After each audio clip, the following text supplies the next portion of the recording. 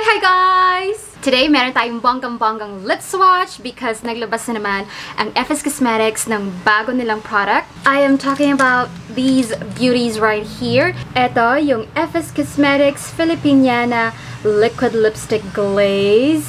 It's a weightless and non-sticky lippy that gives you the most luscious kiss in just one glide. It's infused with rosehip oil, it's cruelty-free and paraben-free. And it comes in 5 shades, you guys. So, without further ado, let's start. Let's start with Kaaya-aya. And this is what Kaaya-aya looks like on the packaging. So, yung packaging, guys, kamukha lang siya ng kanilang, yung classic nilang liquid lipstick na, by the way, isa sa mga pinakamatibay, pinakamatatag na liquid lipstick and mask-proof. But I'm glad na sumaba yung FS Cosmetics sa trend ngayon, which is glossy and shiny, shimmering, splendid.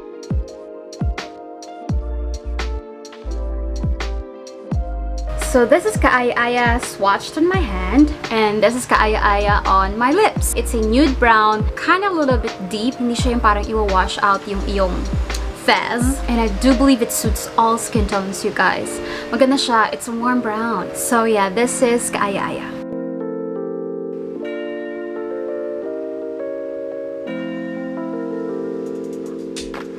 Next shade is Kaakit-Akit, and this is what it looks like sa packaging. This is Kaakit-Akit compared kay Kaaya-Aya. So ito is a brown shade, and this one is more of a pink, mauvey pink shade. And ito si Kaakit-Akit on my lips, and it's an everyday, you know, mauvey pink.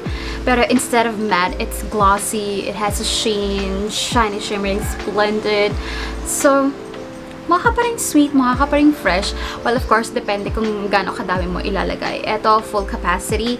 It's not 2 layers. It's more like I really filled my entire lips. And yeah, I kind of like it. This is really nice for every day. So yeah, this is Kaakit-Akit.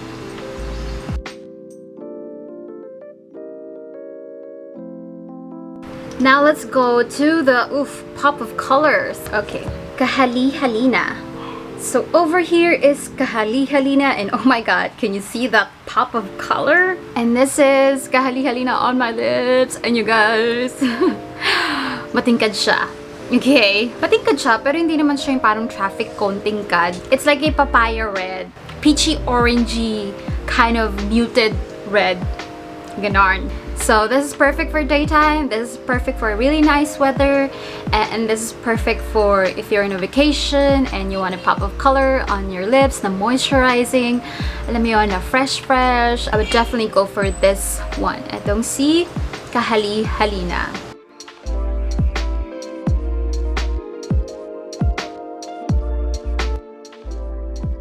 Next shade, let's go for Kakilig-Kilig. Hihi. At ito yung kulay niya sa packaging. So guys, this is Kakilig-Kilig. At yung difference niya kay Kahali-Halina is that it is pink. Pink red. Ayun. Pag pinagsama mo yung pink tsaka red, yan yung kalalabasan. Si Kahali-Halina kasi, pag pinagsama mo yung red tsaka orange. And this is Kakilig-Kilig on my lips. You know what I like about this one? Is parang andaling mag-overline at gawing, alam mo yun, extra makapal. Like Angelina Jolie or Ramona Thorne's kapal. I also kind of like this one. Kung gusto mo ng mas mature version nitong si Kaakit-Akit, go for Kakilig-Kilig. Diba? Basta yun siya. Pink and red. 50-50. So yeah, this is Kakilig-Kilig.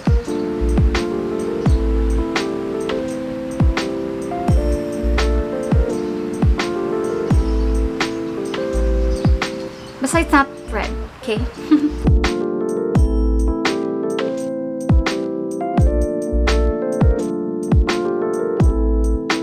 So over here is Kabig-Habigani, and as you can see, it is the reddish of the red. And this is Kabig-Habigani on my lips, you guys, and it is straight up red. Pero parang siyang ano ha, I feel like it's a warm tone red. It's not, parang hindi naman siya cool tone. O sige, let's go for neutral. Neutral red siya. And if it's a matte lipstick, this is not the kind of red I usually go for. Pero since it's a lip gloss, no, not really lip gloss, but since it's glossy, I think I would reach. It's very sexy, you guys. Gusto mo yung mag-zoom ka and you have this shiny, shimmering, splendid red. So yeah, this is Kabig-Habigani at Kabig-Habigani nga naman siya.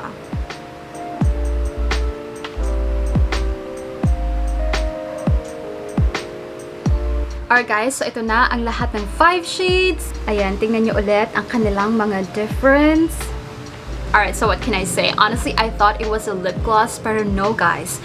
It's not lip gloss eh. It's a liquid lipstick. Definitely. It just so happened na glossy siya, shiny shimmering siya. Kasi the pigment is there. Kasi it's very pigmented, very opaque, and hindi siya heavy on the lips. Usually kasi yung mga glosses para siyang merong, alam mo yan, a little bit of heavy feel. Pero eto, it's not heavy. It's really thin. It's quite a bit runny, although hindi siya sticky.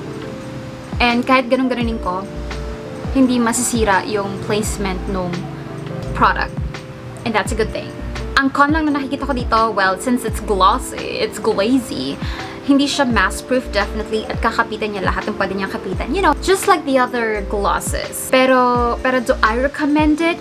Well, kung gusto mo ng glossy effect pero lightweight, I would definitely recommend this. At kung gusto mo ng glossy pero very opaque, I would definitely recommend this. Hindi siya hindi siya cutie patootie na sheer guys ha. It's pigmented. It's gonna cover your lips. So, know what you want, know your preference, and then kayo mag-decide if you want this or not. And another good thing is, it's very affordable. You know, FS Cosmetics. So, yeah, that's it for today's video, guys. Sana nag-enjoy kayo. At sana nakatulong ako kahit paano in helping you pick the right shade for you. Alright, next video natin, umaatikabong swatches and wear test. And it's a very hot commodity nowadays, you guys.